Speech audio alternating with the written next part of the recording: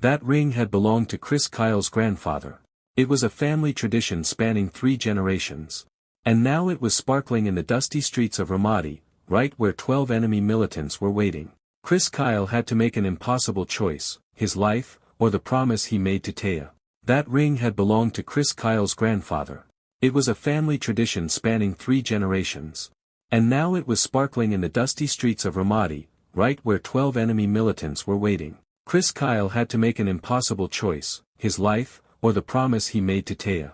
The afternoon sun blazed mercilessly over Ramadi as Navy SEAL Chris Kyle maintained his overwatch position on the roof of a 3-story building.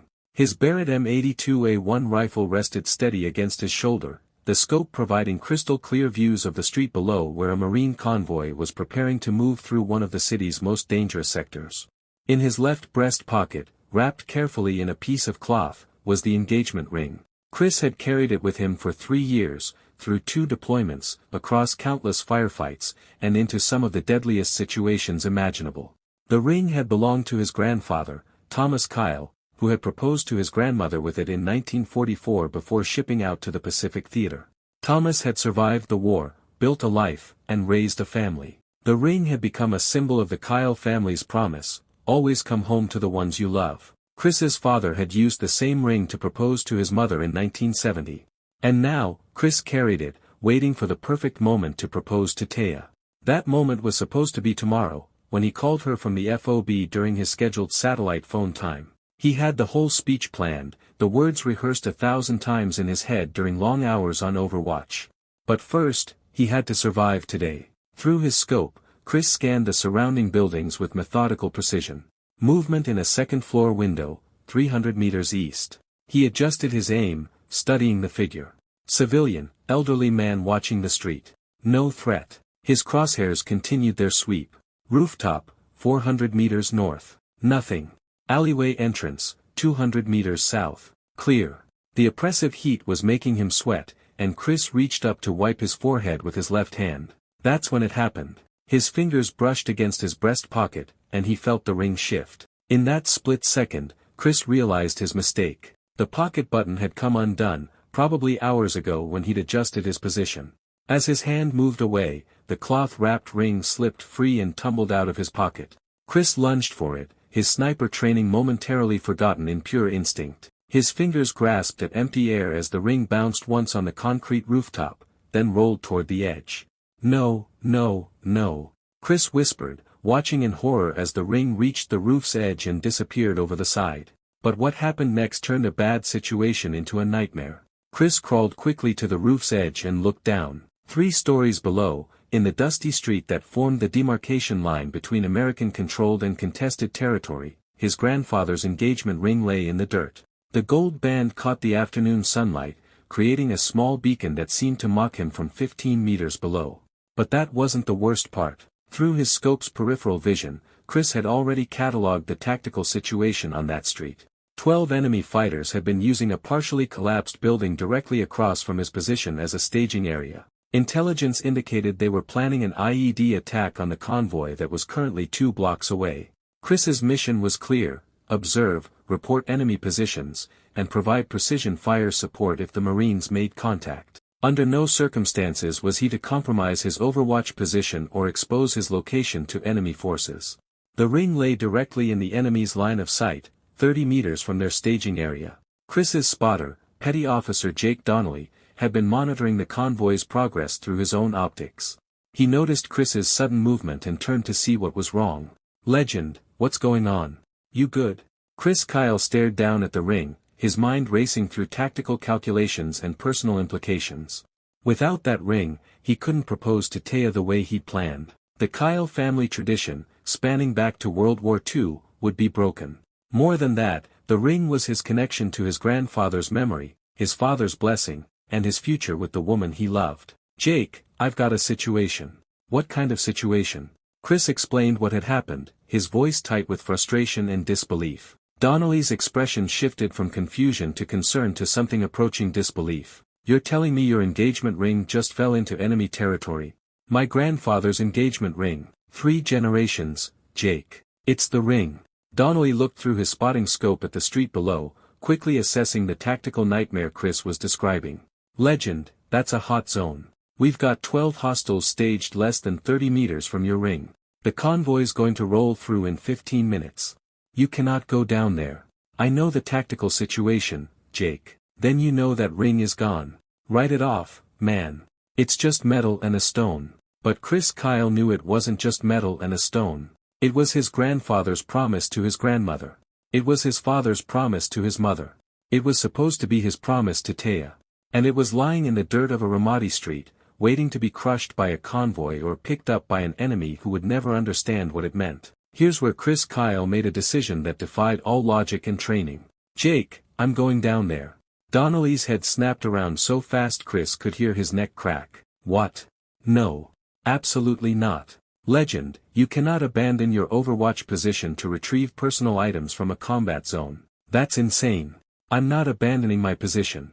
I'm conducting a rapid reconnaissance of the target building. Bullshit. You're risking your life for a ring. Chris Kyle turned to look at his spotter, and in his eyes, Donnelly saw something he'd never seen before. Not fear, not recklessness, but absolute determination born from something deeper than tactical considerations. Jake, 3 years ago, before my first deployment, my father gave me this ring. He told me it had kept my grandfather alive through the Pacific, kept him alive through Korea, and it would keep me alive if I remembered what I was coming home to. Every mission, every firefight, every time I've had a shot to take, I've touched that ring and remembered Taya. It's not about the metal or the stone. It's about the promise. Legend, if you go down there and those 12 hostiles spot you, you're dead. The ring won't matter because you won't be coming home to give it to anyone. Chris had already begun calculating the approach. The building had a fire escape on the east side, partially concealed from the enemy staging area. If he moved quickly and quietly, he could reach street level, grab the ring, and return to his position before the enemy knew he'd moved. The plan had approximately 30 things that could go wrong. But Chris Kyle had spent his entire SEAL career doing things that could go wrong. Cover me from here. If this goes bad, you light up that staging area and call in QRF. Chris, don't do this. It's not worth it. But Chris Kyle was already moving toward the fire escape. What Chris didn't know was that someone was watching him. As Chris descended the rusty fire escape, every sound seemed magnified in the afternoon stillness. Each creak of metal, each scrape of boot on steel, felt like an announcement of his presence. He moved with the careful precision of a man who had conducted hundreds of tactical movements, but this time the stakes felt impossibly personal. Through the broken windows of the building, Chris could glimpse the enemy staging area.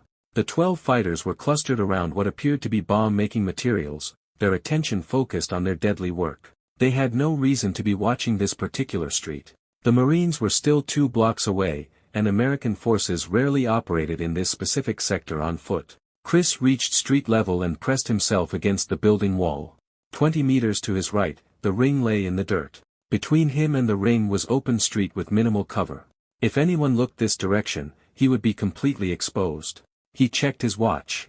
The Marine convoy would arrive in 12 minutes. He had maybe 5 minutes before his absence from the overwatch position became a critical tactical problem.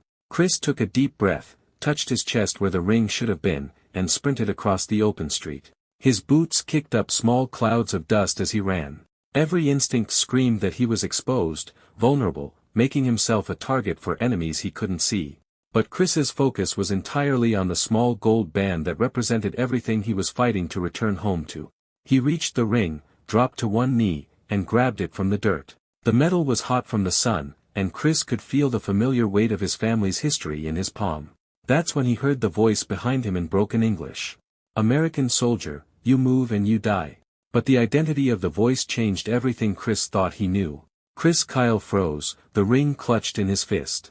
His rifle was slung across his back, completely inaccessible in his current position. His sidearm was holstered on his hip, but drawing it would take precious seconds he didn't have if someone already had him in their sights. Through his peripheral vision, Chris could see a figure emerging from the shadows of a doorway 15 meters behind him. The man held an AK-47, the barrel pointed directly at Chris's back. You stand up slow. No weapon. You understand? Chris's mind raced through options. His training covered dozens of scenarios for reacting to ambush, hostage situations, and close-quarters combat. But all of those scenarios assumed he was in tactical mode, alert and prepared. He had just sprinted across an open street to retrieve a piece of jewelry. This was the kind of mistake that got people killed. I understand, Chris said quietly, slowly rising to his feet with his hands visible. I'm standing up. As he turned, Chris got his first clear look at the man holding him at gunpoint. What he saw wasn't what he expected. The man was older, maybe 55 or 60, with gray threaded through his dark hair and beard. He wore civilian clothes, not the tactical gear favored by insurgents. More importantly, his weapon handling suggested military training. The AK-47 was held properly, finger indexed along the frame rather than on the trigger. This wasn't some amateur fighter. This was someone who knew what he was doing. You are very stupid American soldier, the man said, but his tone carried something other than hostility. You leave safe position for this? He gestured toward Chris's clenched fist. Chris said nothing, calculating whether he could draw and fire before the man reacted. The distance was too far, the angle too difficult. If this man wanted him dead, Chris would be dead. Open hand. Show me what you risk your life for. Slowly, Chris opened his fist, revealing the engagement ring. The gold band caught the sunlight, the small diamond glinting. The man's expression changed immediately. His weapon lowered slightly, and something that might have been understanding crossed his face. Ah. Wedding ring. Engagement ring. For my girlfriend. My grandfather's ring. The man was quiet for a long moment, studying Chris with eyes that had seen too many years of war. Your grandfather was soldier. Marine. Pacific Theater, World War II. Then Korea. He come home to his woman. Yes. Married 62 years. The man nodded slowly, then did something that shocked Chris completely. He lowered his weapon entirely and stepped closer. But what he said next revealed a truth that Chris Kyle would never forget. My name is Hassan al-Dalami. I was Iraqi army, many years. I fight in war with Iran. I fight in Kuwait. I see many soldiers, many wars. Hassan reached into his own pocket and pulled out a worn photograph. This my wife. She died 3 years ago. American bomb, but she was in wrong place. Not your fault. Just war. Chris looked at the photograph showing a woman's smiling face, then back at Hassan. The tactical situation had transformed into something far more complex than enemy contact. I am sorry for your loss. Hassan pocketed the photograph. I tell you something important, American soldier. I am not insurgent. I am not Al-Qaeda. I am man who lost everything except memory.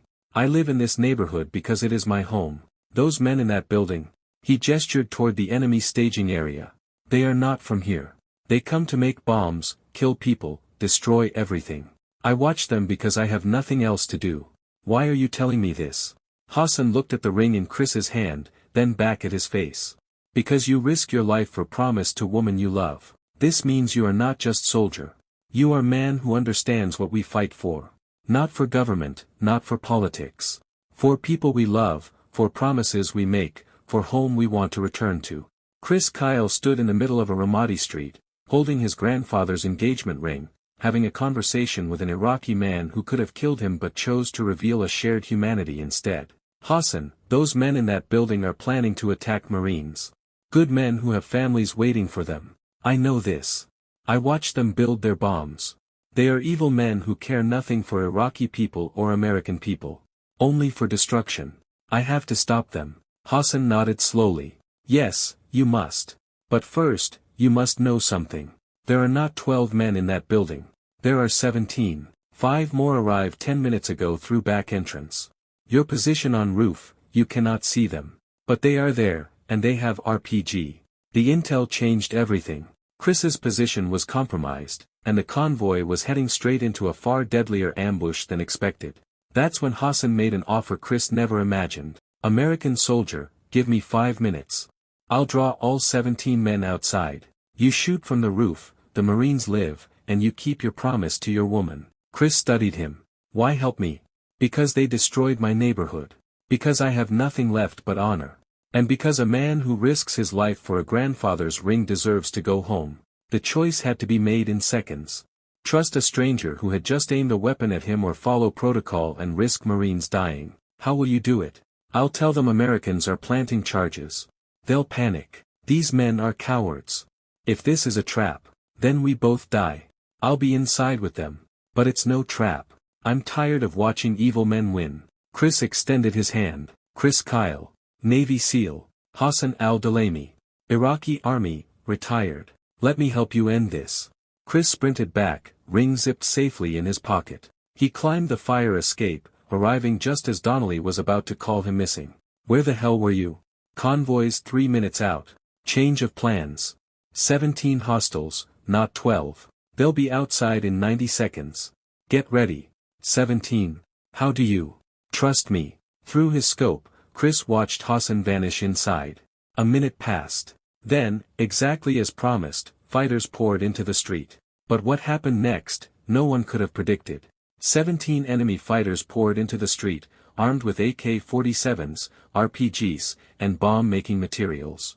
They weren't taking defensive positions. They were running, panicked by whatever Hassan had told them. Light them up, Chris commanded. Chris and Donnelly opened fire, the .50 cal rounds cutting through the fighters. In less than 20 seconds, 12 were down. The last 5 scattered, firing blindly. The convoy halted 2 blocks back, shifting into defense as QRF units moved in. Chris locked onto one man behind a concrete barrier. It was a tough shot, wind, distance, barely any target. He exhaled, squeezed the trigger, and the fighter dropped .14 down. 3 remaining. Those final 3 fighters had found better cover and were laying down suppressive fire toward the rooftop. Rounds impacted the concrete near Chris's position, forcing him to adjust. Through his scope, he saw one fighter raising an RPG, preparing to fire at the building Chris occupied. Before Chris could engage, a shot rang out from inside the enemy's own building. The fighter with the RPG crumpled, and Chris saw Hassan appear briefly in a window, holding an AK-47. The old Iraqi soldier had taken out one of the enemy fighters from inside their own position. The remaining 2 fighters, realizing they were taking fire from multiple directions including their own building, broke cover and ran. Chris and Donnelly eliminated both within seconds. Silence fell. 17 enemy fighters down. 0 friendly casualties. The convoy was safe, but Chris's eyes stayed on the building where Hassan had vanished. Moments later, the Iraqi veteran stepped out, hands raised, then touched his heart in silent respect before disappearing into the streets. Chris never saw him again, but he never forgot. In the after-action report, Chris recorded the fight truthfully except for Hassan. To protect him, the official version stated only that enemy forces were drawn into the open by an unknown disturbance. During debrief, Lieutenant Colonel Barnes studied the report. Chief Kyle, you identified 5 positions intel hadn't seen. How? Chris held his gaze. Tactical intuition, sir. Barnes nodded. That intuition saved lives today. That night, calling home, Chris touched the pocket where his grandfather's ring now rested. Chris. Oh my God, are you okay? Taya's voice trembled with relief. I'm good, baby. Everyone's safe. Had an interesting day. Tell me everything. Chris smiled, thinking of a story he could never fully tell, retrieving a ring from enemy territory, and an Iraqi veteran who chose humanity over hate. I'll tell you one day, Taya. But there's something I've been waiting 3 years to ask. He held his grandfather's engagement ring. Will you marry me? Taya's voice broke with tears. Yes, Chris. I've been waiting since the day you left. After the call, Chris sat under the Iraqi stars, thinking of his grandfather, his father, and Hassan al-Dalami, the Iraqi veteran who had helped him keep his promise. The ring was no longer just a family heirloom, it symbolized honor, love, and the shared humanity that could exist even in war. Years later, Chris would tell of the day he nearly lost the ring, but rarely mention Hassan. Some truths were too complex for simple stories of heroes and enemies. Yet Chris never forgot, the most important battles aren't fought with rifles, but with choices that honor love over fear. Hassan had lost his wife, but by helping Chris, he ensured another love story could survive. Sometimes the strongest weapon is not firepower, but the recognition that we all fight for the same things: the people we love, the homes we long for, and the promises that give life meaning. Thanks for watching. If you liked this video, you can subscribe to see more incredible stories like this one. See you in the next videos. Don't forget to like and subscribe.